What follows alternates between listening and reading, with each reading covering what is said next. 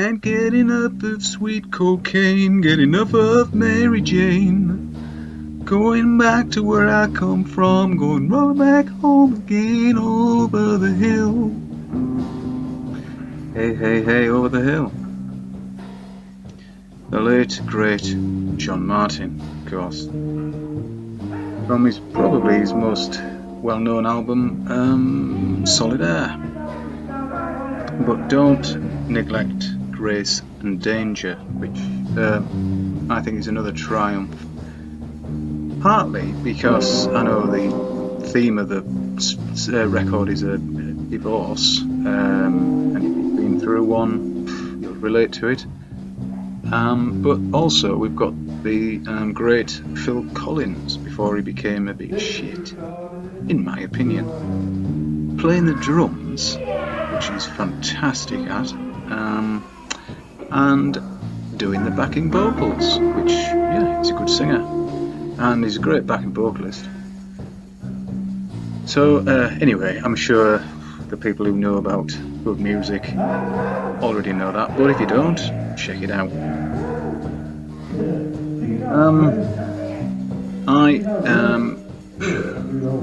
I must admit, it's not really admission, but I feel a little bit awkward saying it maybe, but I do still listen or watch, if I get the chance, to Globe Busters. Mostly really to catch up on the news. They're quite good with current affairs concerning, the, dare I say it, flat Earth. But it keeps you sort of, they keep their ear to the ground, so I don't have to, in a way. But it's just one comment that Bob made 2 or 3 weeks ago, I suppose it will be now. And he said he couldn't understand Dell from Beyond the Imaginary Curve. Okay, he's an American, and maybe they don't get a great deal of Scottish or indeed Glaswegian in America. I don't know. I feel as though I had a little bit of a head start on this one because I grew up in a very small, I moved to a very small village. When I say I moved a mile down the road to the village from the farm. And the village only had, I would estimate, about 200 residents. And it had a pub, a post office with a petrol station stroke garage kind of combined. 3 places of worship, would you believe? A Wesleyan chapel, Methodist chapel, a Church of England church, and a Catholic church. So you're all right. You could, worship which God you chose. What a topic, but anyway. And there was also a village shop, general grocer. And the couple that ran the shop, I can't remember where he was from. I think he was a local actually, but I can't really remember. But his wife was Scottish, not only Scottish but Glaswegian. So from the age of,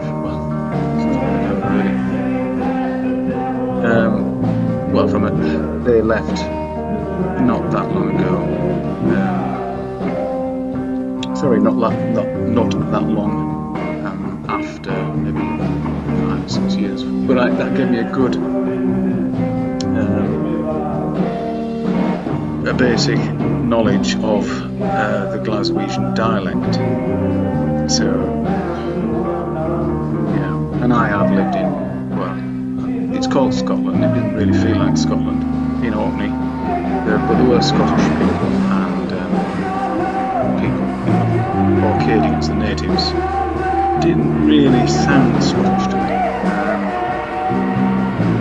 Anyway, there's kind of and almost Welsh kind of lilt to there. Very nice.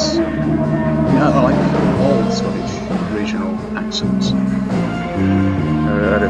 I've got a friend who studied in Aberdeen, and I was up there a couple of times to see him, and they've got a different thing going on altogether up there as well.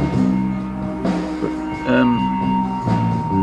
and of course I liked Gregor Fisher's character Rabsy Nesbitt.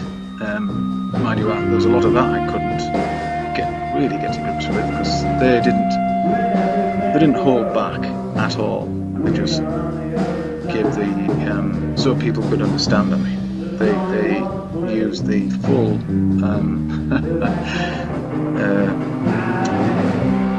all the local terms for, like, I know Wiers for small people, children, but there's far more, and I didn't get them all, I must say. But from Glasgow. Anyway, I try not to, when I hear somebody's accent, I try not to, it's not easy, but try not to be prejudiced. We're all prejudiced, we can't help it. It's just we prejudge people. That's part of being a human, I think. And it's not always a bad thing. And imagine if you couldn't,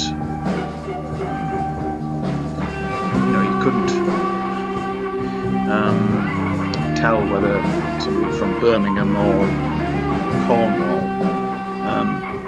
I like regional accents, that's what I'm trying to say, and long may they continue.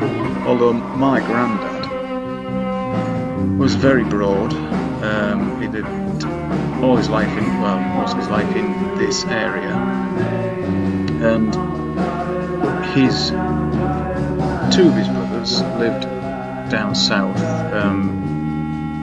in the Greater London area, and their offspring, they used to come up and stay at the other farm, and they couldn't barely understand, their uncle. Brilliant. And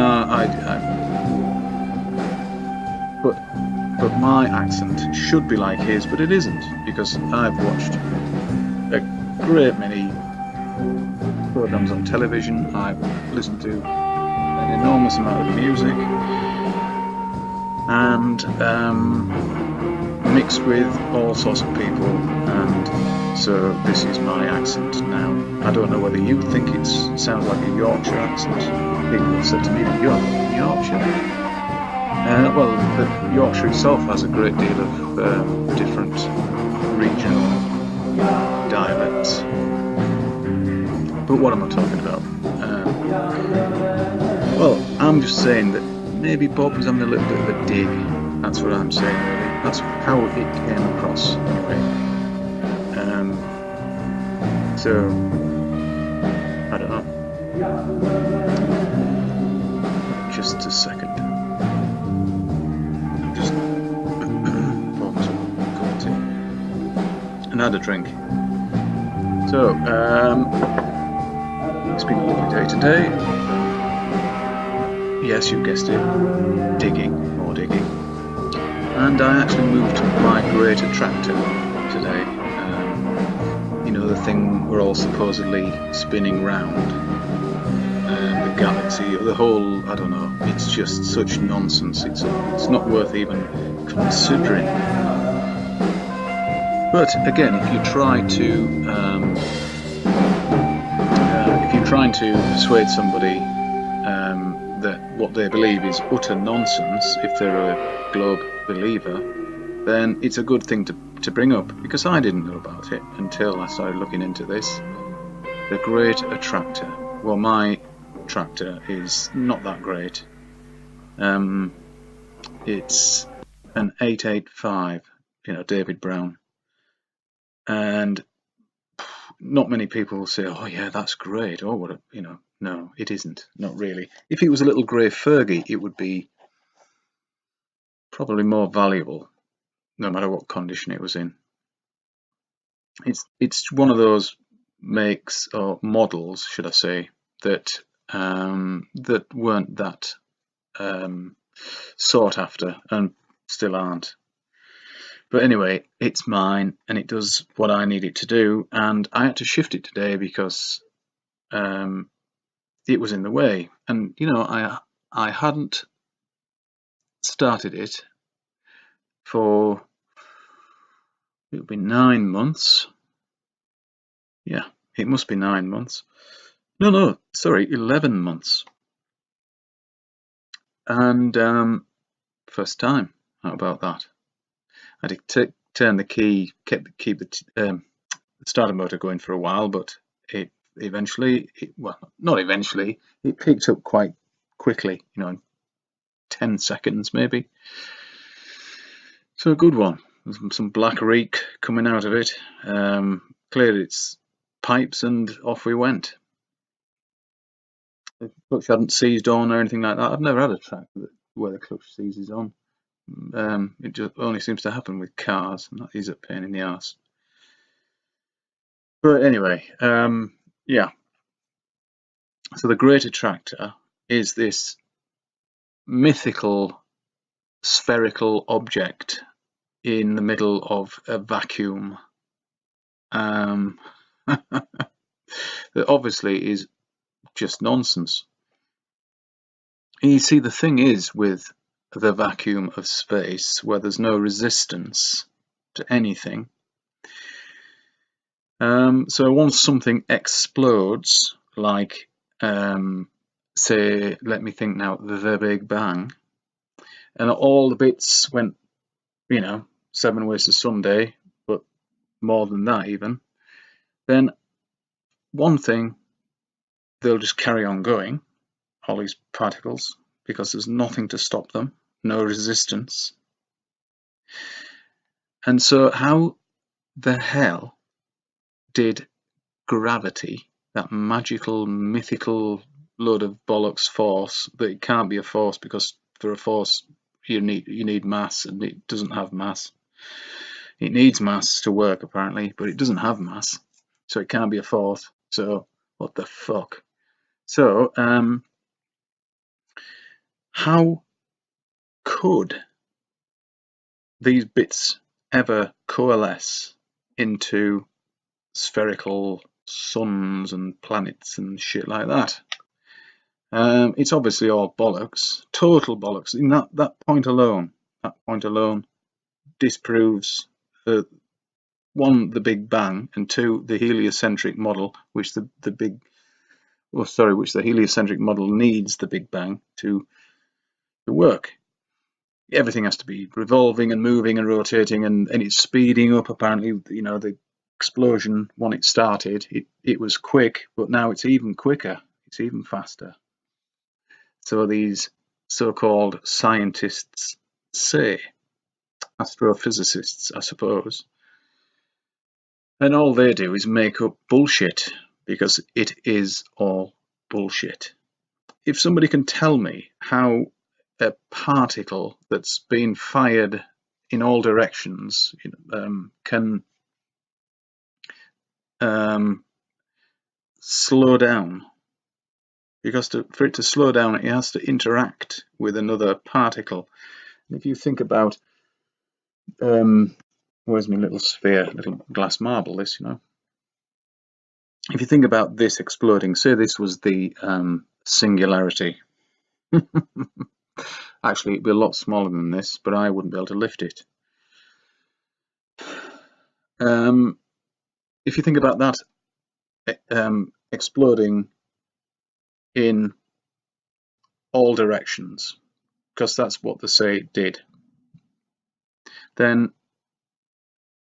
I just don't get how any piece of this wouldn't be a billion miles away before you even thought about coalescing with anything else. Do you see? Do you see how nonsensical it all is? And the most obvious answer is reality. The Earth isn't flat, but it undulates, but all the water on it is. Well, all the oceans, obviously the rivers aren't flat because they're flowing.